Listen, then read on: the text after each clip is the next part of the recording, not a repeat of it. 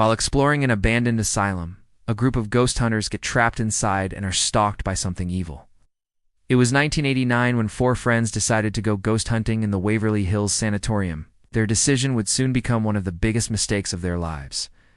The friends were made up of two couples, one from college and another from high school.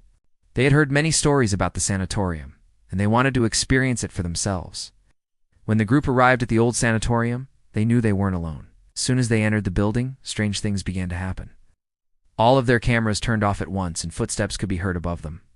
The group split up to search for the source of the noise, but whatever it was had vanished by the time they found each other again.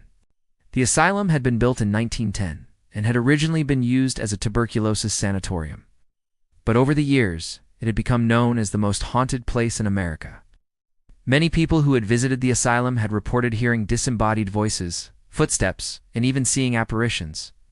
The staff had also reported seeing full shadow figures moving through the halls and even interacting with patients. One nurse even reported being touched by an apparition, and she wasn't the only one. Many nurses claimed that they had felt cold spots and phantom touches while working in the building. But the scariest part of the asylum was the operating room. It was here that many patients had died under mysterious circumstances. Some believed that the room was cursed and that the ghosts of those who had died there were trapped inside. Despite the danger, the group decided to spend the night in the asylum and see if they could capture any ghosts on camera. They set up their cameras and equipment in the basement and then waited in the dark for something to happen. Suddenly, one of the cameras turned on by itself and began recording. The camera's night vision was terrible, so it was hard to make out any details. But the group could see the outline of a man walking down the hallway. They watched as the figure approached them, and then it was gone. As the night wore on, the temperature in the basement began to drop, and then the friends started hearing strange noises.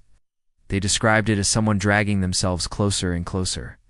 At first, they thought it was just their imaginations, but then the noise stopped right outside of their door. They could hear chains dragging metal moans and whispers. Then the door started to creak open. The group huddled together in the darkness as they heard chains dragging moans and whispers. Then suddenly, the door to their hiding spot started to open. They didn't know what was out there, but they were too scared to move. Finally, the door opened all the way, and a shadowy figure stepped inside. The creature was tall and thin, and it seemed to be dragging itself closer and closer. The group screamed and tried to run away, but the monster was too quick for them. It lunged forward and grabbed one of the girls. She screamed as she was pulled away from the others, and then she was gone. They couldn't believe what they were seeing, but they knew they had to get help. They called 911, but when the police arrived, they found no trace of the monster or the girl who had been taken. Officers searched the asylum, but they couldn't find anyone. They even brought in a search dog, but it quickly became clear that the monster was not human. The next day, the news of the incident spread like wildfire. People from all over the country came to visit the asylum, hoping to catch a glimpse of the monster, but no one ever saw it again. To this day, people still believe that the monster is haunting the asylum, waiting for its next victim. However, there's another explanation for what happened to the girl. Some believe that she may have simply wandered off on her own. After all, the asylum is a large labyrinthine structure, and it's easy to get lost there. It's also possible that she may have been taken by one of the many animals that live in the asylum. There are reports of coyotes, foxes, and even bears living on the grounds. But this theory doesn't explain why the monster was seen dragging the girl away. It's also strange that the police and search dogs were unable to find any trace of her. Perhaps the most likely explanation is that the monster simply vanished with her. There have been similar cases throughout history where monsters have been spotted, but no evidence of them has ever been found. Some believe that monsters are simply figments of our imagination, but others believe that they are very real, and that we are simply not aware of them. What do you think happened to the girl? Let me know in the comments below. Next, let's take a look at another scary story about a haunted asylum. In 1841, an asylum was opened in the town of Danvers, Massachusetts. It was one of the first of its kind in the United States, and it was supposed to be a place where people could go to recover from mental illness.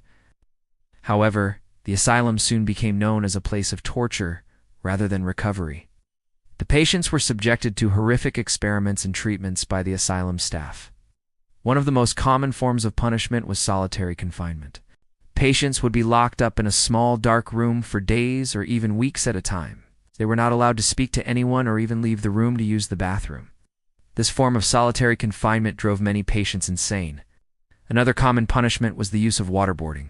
This involved pouring water over the patient's face until they drowned. Of course, they were always brought back to life before they actually drowned, but the threat of death was enough to terrify them. Other patients were subjected to electroshock therapy without anesthesia. This often resulted in seizures and brain damage. Ow.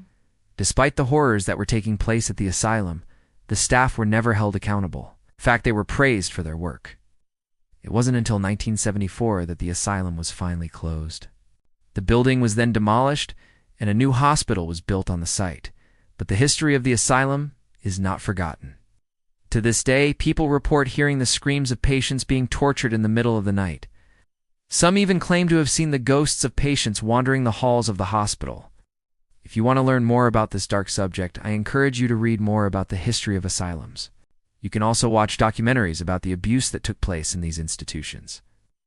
It's important that we remember what happened in these asylums so that it never happens again. Thanks for listening to this terrifying tale. If you enjoyed the video, please leave a thumbs up comment below to let me know what you thought. And don't forget to subscribe so you never miss an upload. Take care and stay safe.